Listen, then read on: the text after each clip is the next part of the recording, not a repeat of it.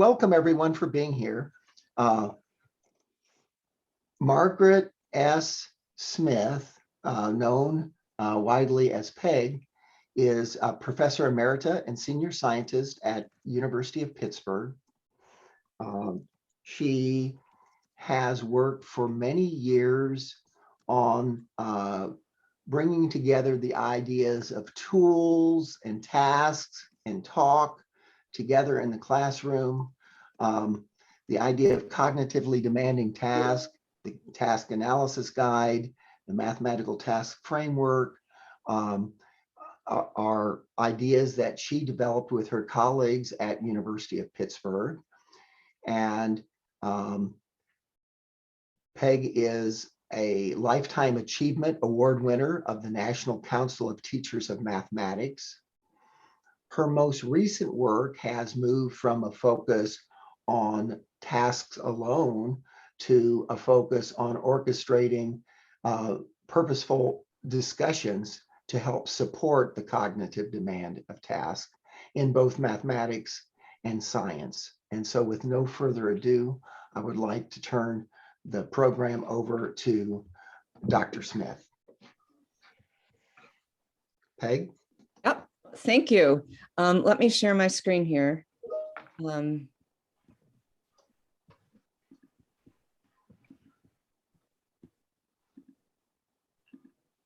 Okay, welcome everybody. I see a few familiar names in the group, some old friends. Thanks for joining us today. So I'm going to be talking about this work on the 5 practices. And thank you for that lovely introduction, Greg. I appreciate it. Sometimes I have, when someone says all these things about me, I sometimes have that am I my resume kind of thing, and we'll see. So the work started that I'm going to be talking about today actually started in math, and that's where that's where I live, and it moved into science because of the urging of my then colleague at Pitt, Jennifer Cartier, and she was convinced that this work was as applicable to science as it was to mathematics. Not being in science per se, I could see how that might work, but with her expertise, we were able to ground the same ideas in science. The example that I am going to use today when we start out is going to be math, because as I said, that's where I'm coming from. But please know that that there's the same set of ideas apply to science. Towards the end of the talk, I'm going to dive a little bit more into the science side of things, because the way we talk about tasks in math and science is slightly different, and I think that might be worth a little bit of a discussion. So without further ado, let me get started. Nancy put a link to the handouts in the chat. So if you don't already have them, I think they may have been sent to you ahead of time. If you don't already have them, please pull those up because you're going to need them to refer to throughout. So let me just give you a little bit overview of what we're going to do in the next hour or so. We're going to begin by analyzing an episode of teaching and determining what the teacher did before and during the lesson. So I want to be able to ground everything we talk about in an actual example that we all had an opportunity to share.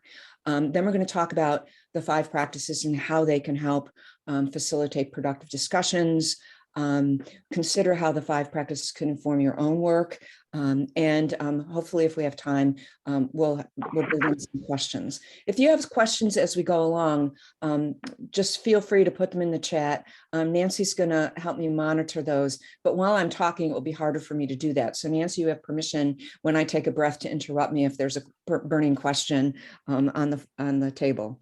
Will do. So in a few minutes, Nancy's going to actually assign you to a breakout room. But the first thing you're going to do is you're going to read a case, which is like a short vignette of a teacher who I call Patrick Donnelly. And I want you to consider what he did to support students' learning and engagement. And then after you have had a chance to read it, it's fairly short, it's 2 pages. It's actually on pages 2 and 3 of your handout. And then you're going to discuss in your breakout room what you think Donnelly did before and during instruction, his actions and interactions with students that supported their learning and understanding of proportional relationships. So before you dive into the discussion, I want you to identify a spokesperson for your group who, when you're finished, will use the chat feature to indicate the top 3 things your group identified when the whole group reconvenes. I wasn't sure how many we were going to have, but even with, what are we up to? With 31 people, everyone can't have a voice. So I thought if each group had a spokesperson, that way we'll get to see the core ideas. And by posting them in chat, we can all read them.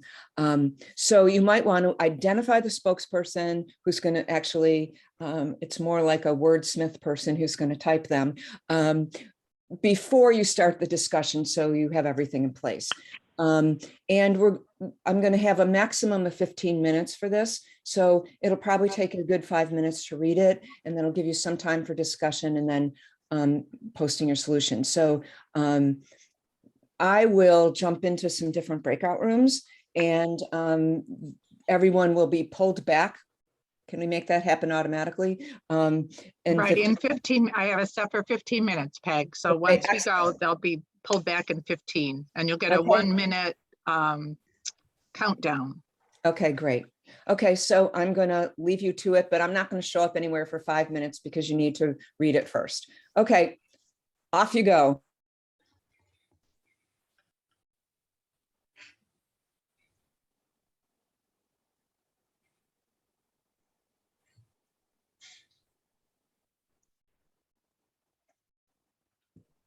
Everybody should be coming back. I think.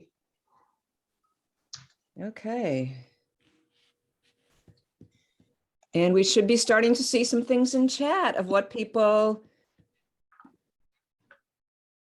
So as we're getting ourselves together here, oh, here we go. We can all read along. I'm not going to read them out loud, but nice list, Chrissy. Okay, I'm going to not do what I just said I was going to do. Worked on a previous task and connected it to this task and mentioned it during the task. So sort of trying to get back to some prior knowledge there. Set a learning goal prior to the lesson and kept the goal in mind during the lesson. Nice. Monitored students and took notes. Assessing and advancing questions were asked. Okay, this is someone who clearly knows the 5 practices already. Asked advancing questions that move the student forward. Line 63, citing evidence. Facilitated discourse by asking students to critique the reasoning of others. Use student work to connect the mathematical concepts to visual representations at the table. Wow, nice. Okay, I'm going to have to, teacher documented different forms of representation and thinking.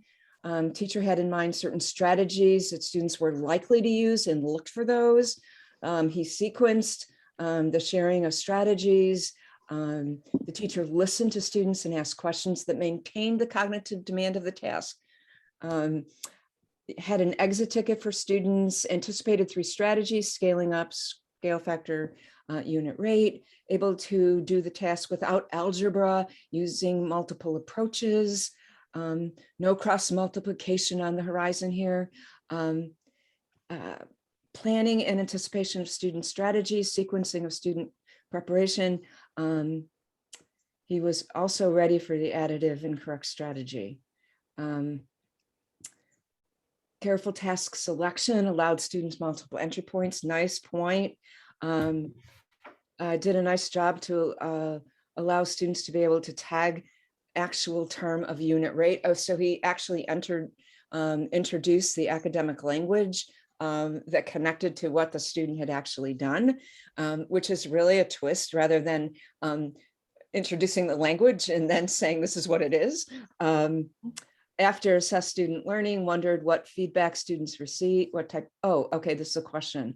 I wonder what feedback students received, used a solution students came up with who had an error in it. But notice he didn't, I don't believe he named the students who produced the error, and those students actually went on to produce a correct solution. So they may not have felt being victimized by sharing their incorrect solution. Nice set of ideas there. And clearly, are you seeing my screen now? No. No. Right now we're seeing you, Peg. Oh, okay. So I think I have to go back and share. Yeah, you need to reshare. Okay.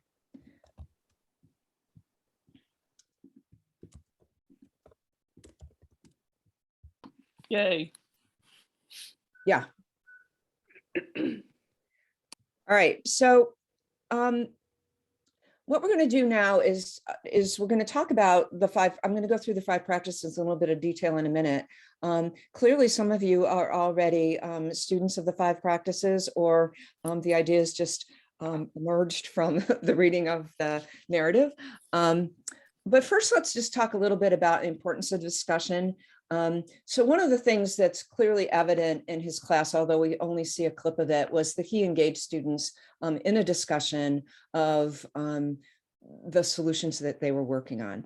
And research tells us that discussions provide students with the opportunity to share ideas and clarify understandings, develop convincing arguments regarding why and how things work, develop a language for expressing core ideas in a discipline, and learn to see things from other people's perspectives. So even in this little glimpse of a discussion, we see these opportunities that were afforded to students.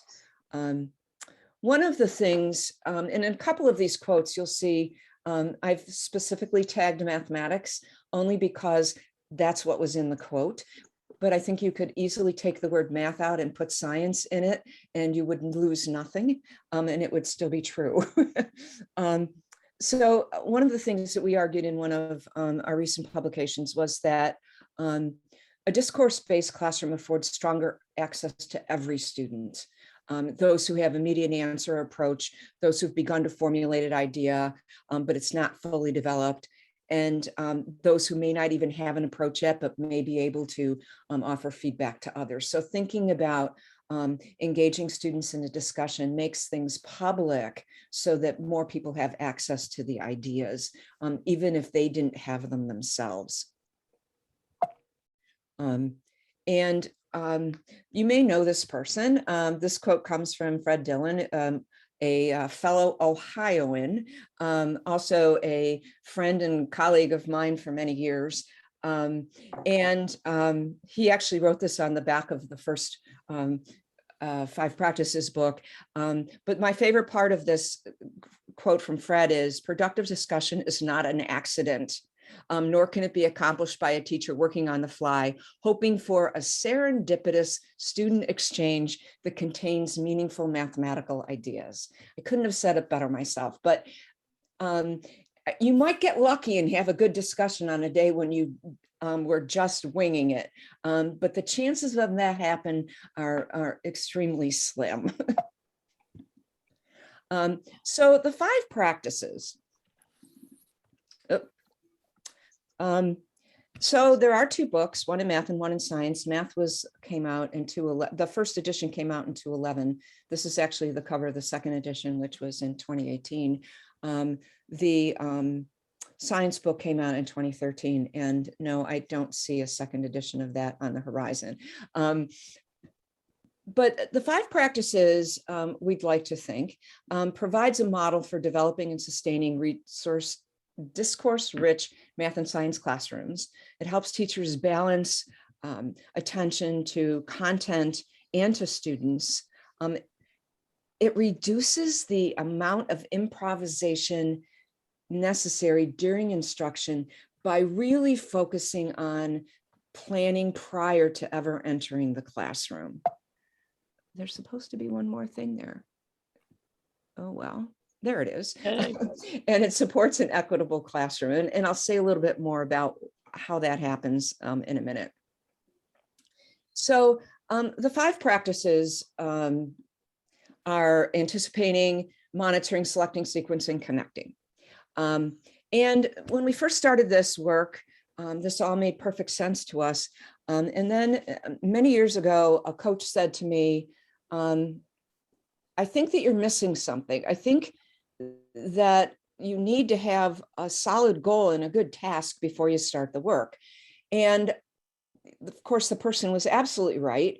We always just assumed that that was taken for granted, but we all know, funny thing about that. So we added a 0 practice because it was too late to call it 6 or 7 practices. So the 0 practice, in a way, I like 0 because it's like, that's the starting point. That's the foundation. You can't do 1 through 5 if you haven't done 0. Or if you do, you're building all the work on a house of cards. So it's really important to consider that 0 practice. So the 0 practice is setting goals and selecting a task. By selecting goals, we're talking about specifying what it is you want students to learn as a result of engaging in the lesson. So if we look at what Donnelly did in the first 2 lines of the case, he basically said he wanted students to understand that the quantities that are interproportional, that is multiplicative relationship, grow at a constant rate. Now, we would call that a learning goal because it's very clear about what is to be learned about the content. To contrast that with a performance goal, which might be, I want students to learn how to do cross multiplication. I want students to be able to solve problems involving missing values.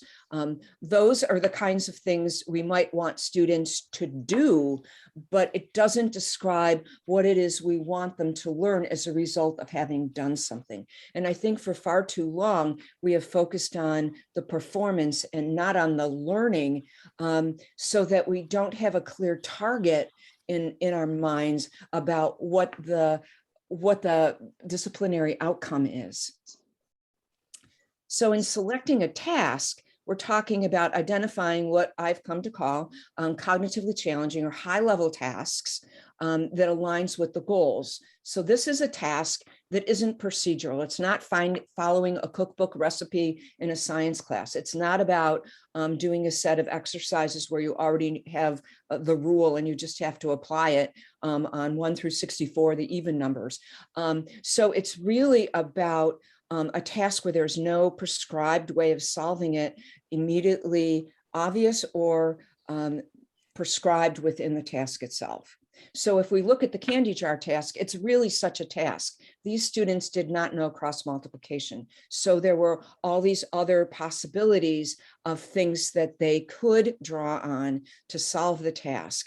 And therefore the teachers actually set up how to take all these intuitive strategies students had and use those to build into more efficient strategies, particularly in the case of students who built models or made a table with 20 entries. So anticipating refers to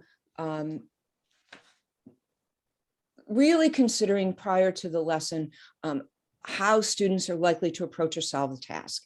Now, in this particular situation, we don't know exactly what Donnelly anticipated. We don't have access to that information, but given what happened, I think we can feel fairly comfortable that he wanted students to use these 3 strategies. So clearly he must have anticipated what that might look like when students actually produced it, as well as other things that they might do, including, as someone even mentioned in the responses in the chat, the incorrect answer.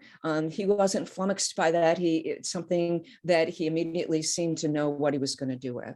But anticipating also involves thinking about how to respond to the work students are likely to produce, and even thinking at this early stage before you walk into the class, what strategy students are likely to use would be most useful. Now, in this case, Donnelly actually told us that. He really wanted to see scaling up scale factor and unit rate. So he would be on the lookout for those things. Not that he wouldn't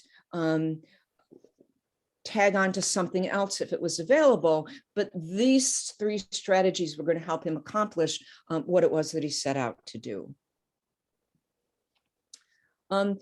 These just come directly from the case that you just read, but one might think that he anticipated some version of these in the work that he actually did.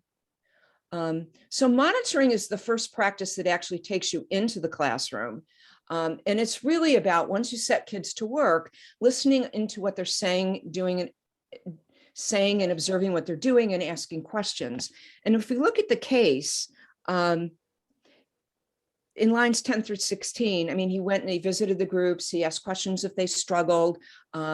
He tried to give them suggestions about looking at some previous work. So he was really trying to figure out what they knew and trying to push them forward through these assessing and advancing questions.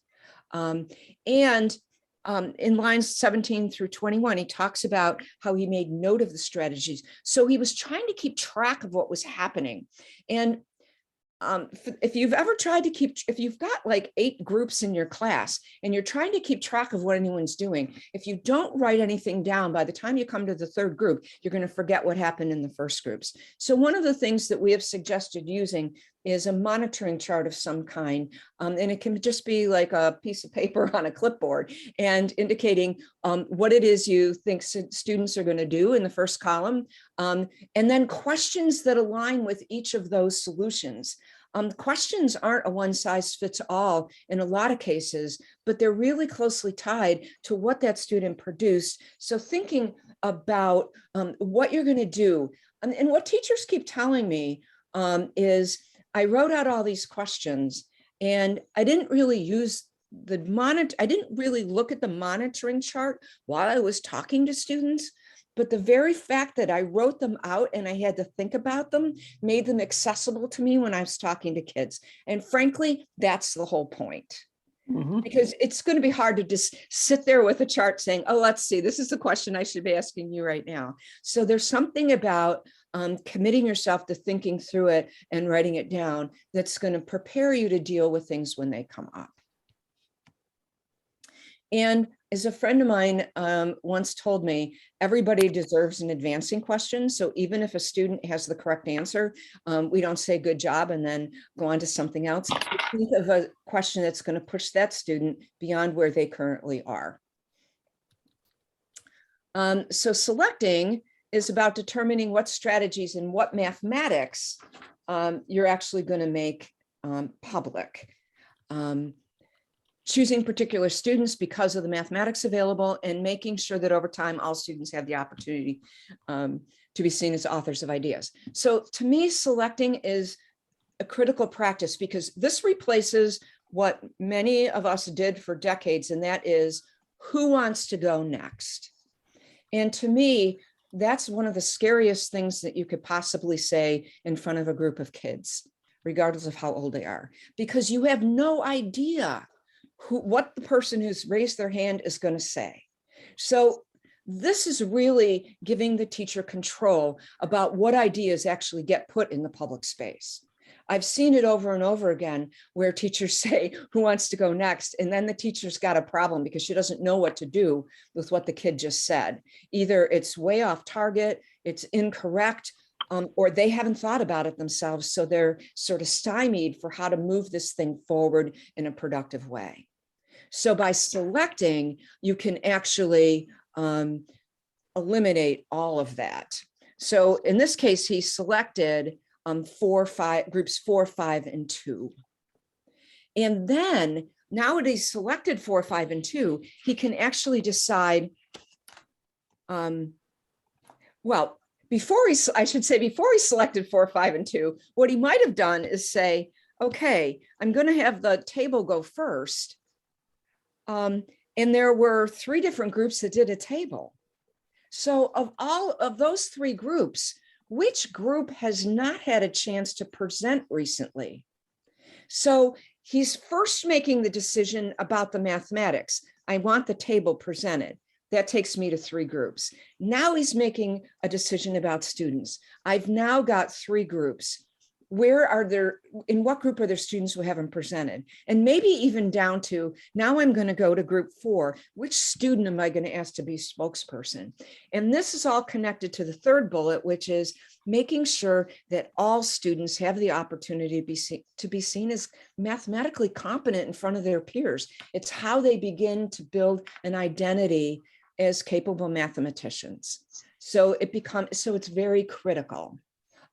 So selecting is really important. And I often encourage teachers, before they even walk into the class that day, maybe have a little post-it note that lists the names of a couple of students who they haven't heard from recently, so they can be on the lookout for finding a way to bring them into the conversation in a meaningful way. I actually saw this just last week. There was a student in a class I was visiting, and this was a very quiet student who actually clearly struggled, but he had a really interesting idea. And the teacher asked him to come up and present it. And you would have thought he'd won the lottery. I mean, he was just so excited. And he sat down and he was actually quite pleased with himself for having been able to do that. And I was quite pleased that the teacher recognized this as an opportunity to involve someone who really could have used a little bit of confidence in talking to students and in feeling like their ideas had value. So sequencing is really about purposefully ordering things in a way that makes the mathematics accessible and sort of gives you some coherence. So Donnelly decided to do 4, 5, and 2 because he claims he was looking at sophistication and frequency. So if we look at the table, there were 3 groups did a table, and he had a table go first. 2 groups did the scale factor and they went second, and 1 group did unit rate. And you might argue in this problem, unit rate is the most complicated because the unit rate isn't an integer. So by sequencing them in that way, he's allowing all students to enter the conversation. It's clear, it's unlikely there's a student who couldn't understand what was going on in the table. And then making the connection between the table and the scale factor, which is the next one, is also could be a big aha moment for students, where they could see that the 20 rows of the table correspond to the scale factor of 20 used by group 2, group 5 rather. Okay. And then connecting, which I've already said a little bit about. It's about asking questions that focus on mathematical meaning, asking questions that link different strategies, and making sure all students are making sense of it. And I think that we see the linking of different strategies when he specifically was trying to get them to see where the unit rate appeared in the table, and then earlier how the scale factor was related to the table. So he was trying to make those connections for the students. And he asked some really interesting questions. So on 37, he asked if there were any questions for Jerry. So he's trying to involve more students in making sense of what Jerry just did. When he had 2 different, one group, the group that used unit rate multiplied by 100 and the group that used scale factor multiplied by 20. And he said, can they both be right? Danielle provided an explanation. Then he's like, who agrees with Danielle? Can we find the unit rate in the table? If we increase the number of Jolly Ranchers to 1,000, how would we find the number of Jawbreakers? So he's actually moving them towards a generalization there. So his questions really helped bring out the meaning of the mathematics. So this last piece, this connecting, is so critical, because otherwise this could have just been a show and tell where everyone got up and said what they did. But through his questioning, he was able to bring out the mathematics and make the connections between the different strategies. So maybe the next time they do a problem, he asked them to try a strategy they hadn't used before. I mean, you'd like to ultimately move the people who made a table with 20 entries to something more efficient. So if you increase the number of Jolly Ranchers to 1,000, you probably wouldn't make the table anymore. So sometimes changing the numbers will press the need to use a different strategy, and trying to build up that flexibility ends up being really, really important. I'm going to take a breath right at this minute and say, before I go on to talk a little bit more about tasks, does anyone have any questions? The only questions in the chat were about sequencing, and then there's been a lot of great comments about the importance of asking questions throughout the lesson. Okay. So let me see if I can find the question on sequencing. That was, it was just, I think there was clarification along the way. Brad Okay. had asked about the incorrect solution. How might he select and sequence the rest? And then someone else commented about how the sequence 452 was used. Okay. One thing about that, I've seen this task done where the teacher actually started with the incorrect solution. So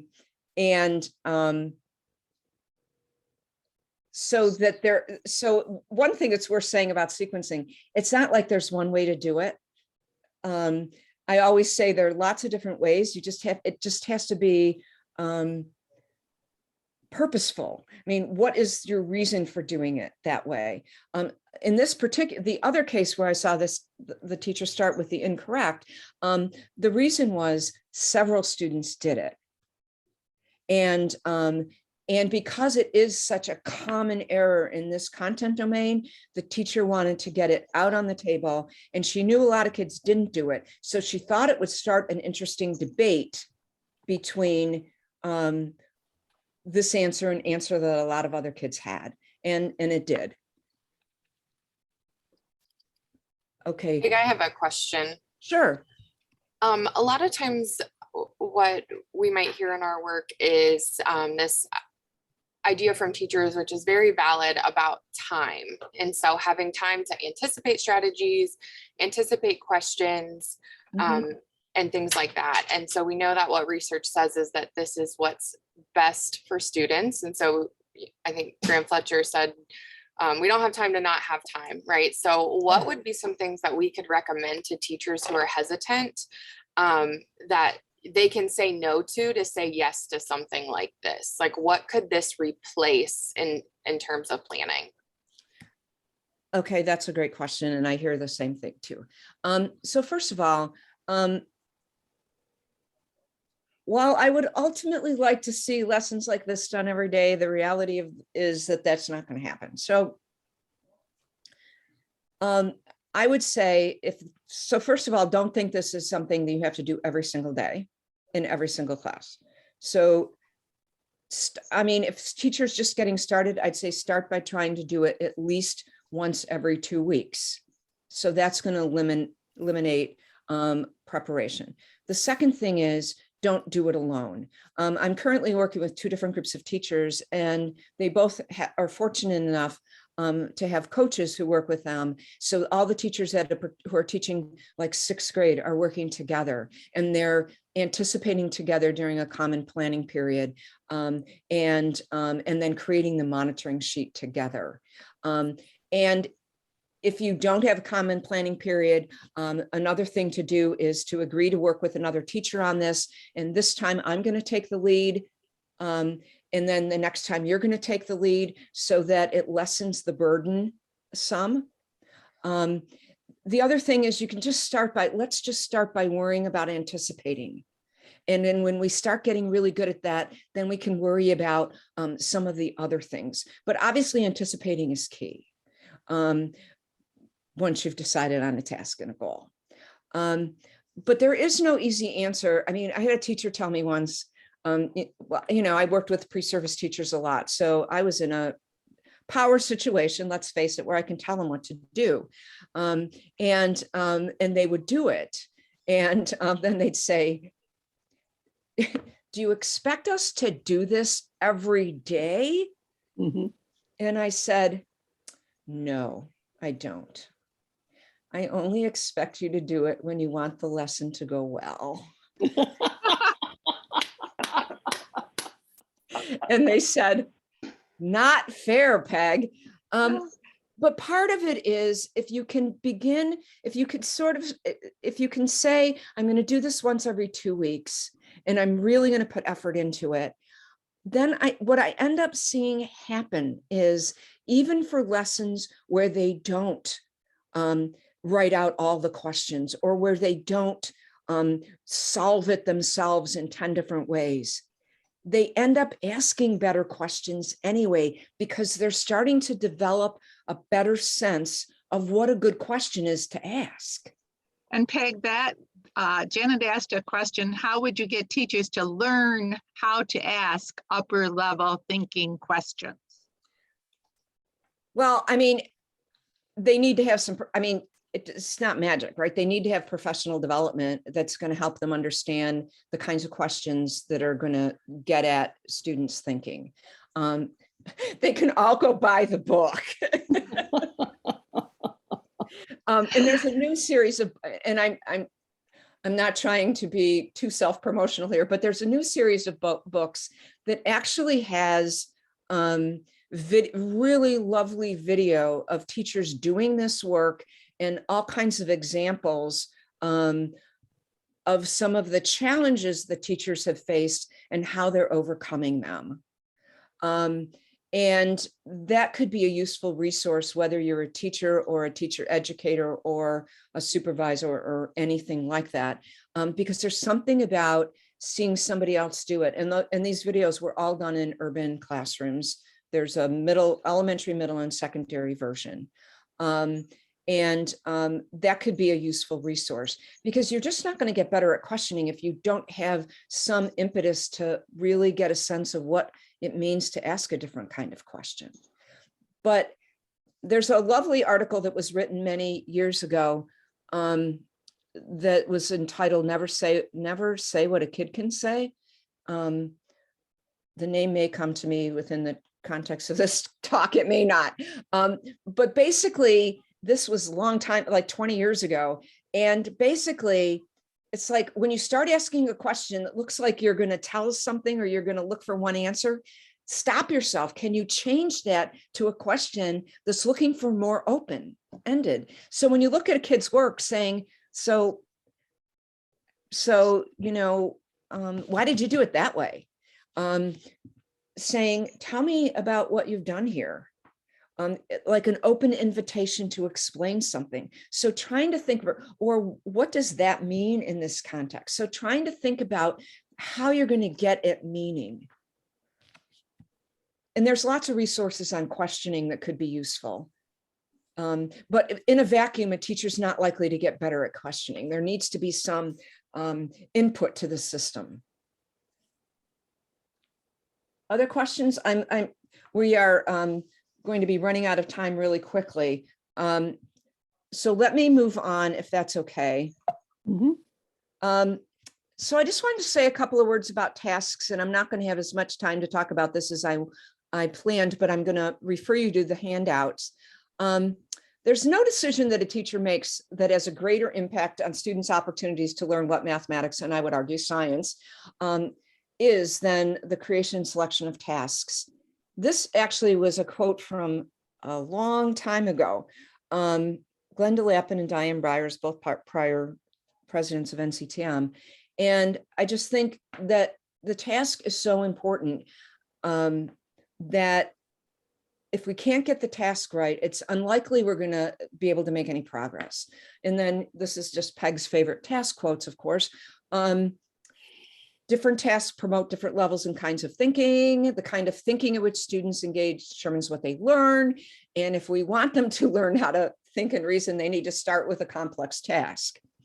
So in math, many of you alluded to this, a high level, low level. In math, we've thought about tasks as being high level and low level. And we think about 4 different categories. And I'm just giving you some very easy examples here that are still in the domain of proportional reasoning. A memorization task would simply be, learning the procedure for cross multiplication, the butterfly method, as we used to call it. Procedures without connections is just solving a whole bunch of decontextualized missing value problems where you just have to find what the letter is. But high level tasks, procedures with connections might be something like find the missing value in the proportion by any means, which implies they may not know one procedure, and explain how you know your answer is correct. So the last part of that really ups the level of thinking required, because this isn't about explain to me how you did it. It's why do you think it's right? I mean, it gets really at the heart of how do you know these two things are equivalent? And then doing mathematics, which is where I would put the candy jar, which is really about tasks for which no procedure is implied or stated. So you have to find a pathway to follow. And there's more learning that takes place with high level tasks than low. I don't have the research to show you on that today, but whether you're looking at work from the Quasar Project, whether you're looking from Tim's, where you're looking at Bowler's work, you're looking at the work from the Missouri group, I mean, it all points to exactly the same thing, that kids learn more when they engage with high level tasks. So I'm going to end with this and then point you to some of the tasks that I picked out. We've thought about science tasks differently as a result of my conversations with Jen Cartier. We didn't feel like high and low level in those categories really fit as well. So she suggested experimentation, data representation, analysis, and interpretation, and exploration as categories of tasks. And then within each category, you can imagine a high and low level version of what that might look like. So I'm just going to do one example rather than all 3. But in your handout, you actually have examples of high level tasks that would be in each of these categories. So let's talk about, nope, that isn't what I wanted. I think it's experimentation. Let me get to my notes page here. Where is that? So the experimentation task is studying plant growth, which is on page 4. Okay, so this task involves students in designing, critiquing, and carry out experimental protocol.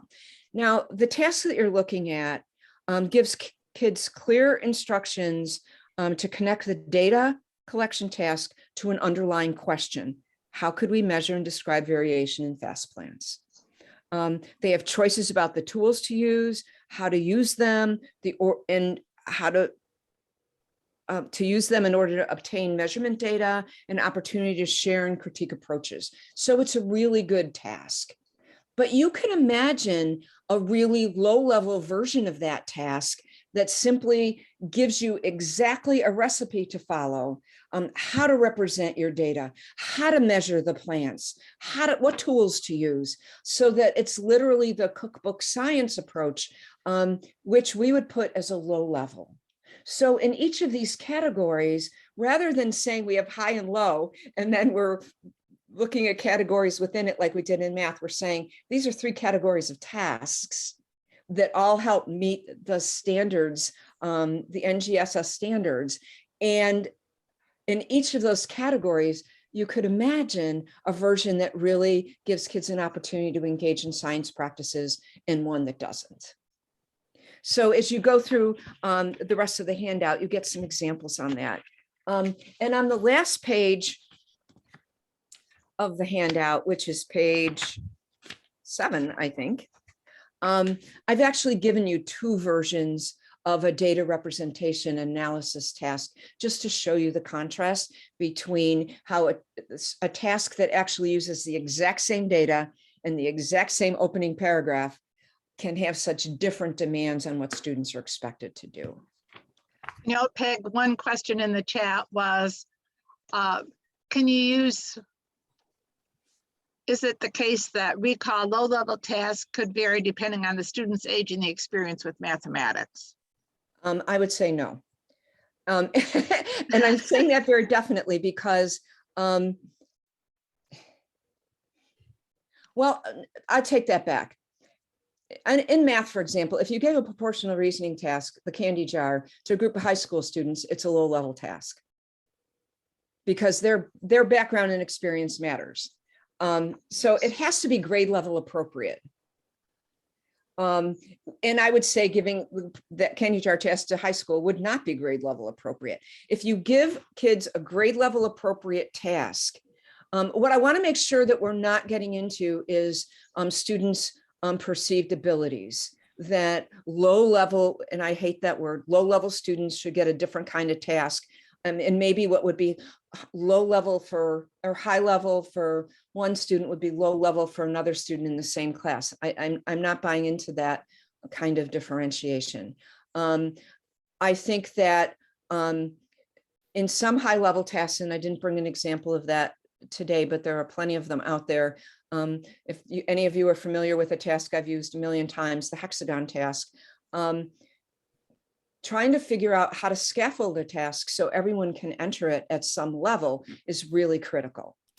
Now, there's not a lot of scaffolding questions on the candy jar because the feeling is in that task, everybody can get a foothold on the problem because there's so many different strategies to use to get there.